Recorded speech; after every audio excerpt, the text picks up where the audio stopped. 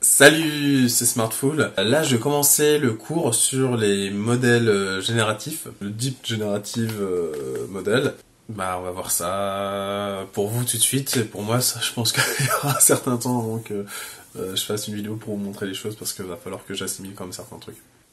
Ouais, donc sur les modèles génératifs, je viens là d'avoir vu les vidéos. Donc j'ai vu la vidéo donc sur les modèles génératifs.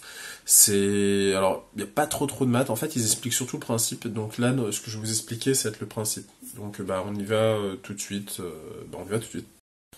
Donc, dans les modèles génératifs, le but des modèles génératifs, ce que j'ai cru comprendre, c'est grosso modo de générer de la data.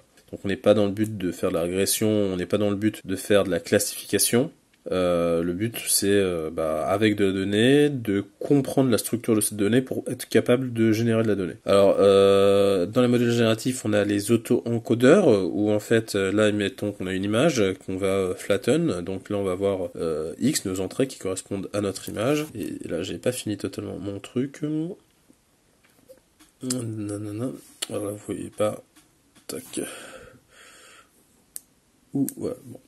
Plus c'est bien, c'est un peu différent.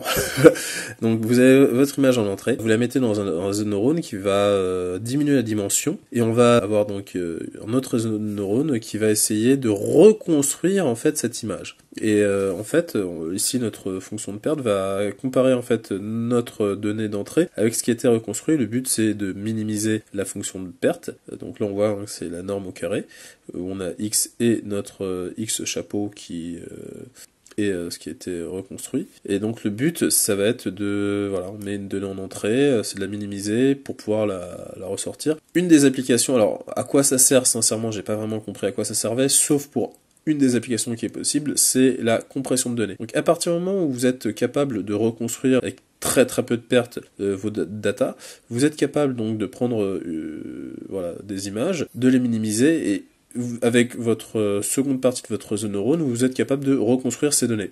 Donc, pour la compression, ça peut être très intéressant. Et un deuxième point, donc, ça va être les GANs, donc les Generative Adversarial Networks. Je sais pas comment on dit adversarial. Ouais, on va parler des GANs, ce sera plus simple. Et donc, le but des GAN, c'est de générer de la donnée. Et comment on fait? Enfin, par exemple, de générer des images. On a des images de... Tiens, je vais vous montrer un truc. Uniquement vous montrer, là on voit ça. Ici, là, les visages que vous voyez, donc c'est des visages qui ont été générés, donc ils semblent très réalistes, ils sont totalement réalistes, hein. Moi je peux pas deviner qu'ils ont été générés, donc ces visages ont été générés grâce à des GAN. Les GANs.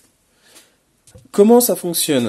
Vous avez en fait deux réseaux de neurones. Il y en a un qui va générer de la data à partir de bruit. Donc on a du bruit on va générer donc des données qui sont fausses.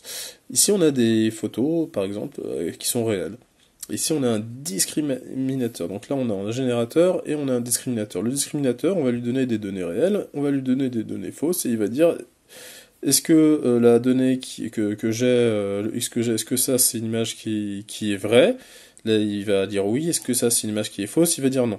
Sauf que lui, il va apprendre à générer des images qui, son but, c'est de se rapprocher en fait du plus possible de données qui semblent réelles. Et lui, son but, ça va être de se faire duper le moins facilement possible. Donc les deux, ils vont s'entraîner de part et d'autre, de telle sorte alors lui, son but, c'est vraiment de pas se faire duper, c'est de se dire, tiens, d'arriver à bien distinguer, donc il va vraiment essayer de s'entraîner un maximum pour pouvoir faire la distinction des deux. Et lui, son but, ça va être de duper ce réseau de neurones. Donc c'est pour ça qu'on parle de adversarial.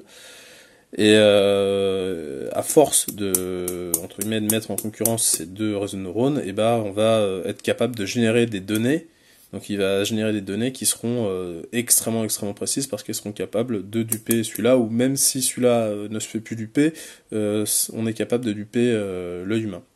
Voilà, donc ça c'est pour les principes. J'ai préféré donc vous présenter les principes et pas forcément toutes les maths qu'il y a derrière, parce que je les ai pas en fait. Le cours présentait les choses, et le peu de maths qui était présenté était pas suffisamment, c'était pas démontré, il y avait pas d'intuition, donc ça avait pas forcément d'intérêt de vous montrer ça. Mais c'est quand même très intéressant de voir les différents, qu'est-ce qu'on entend par modèle génératif.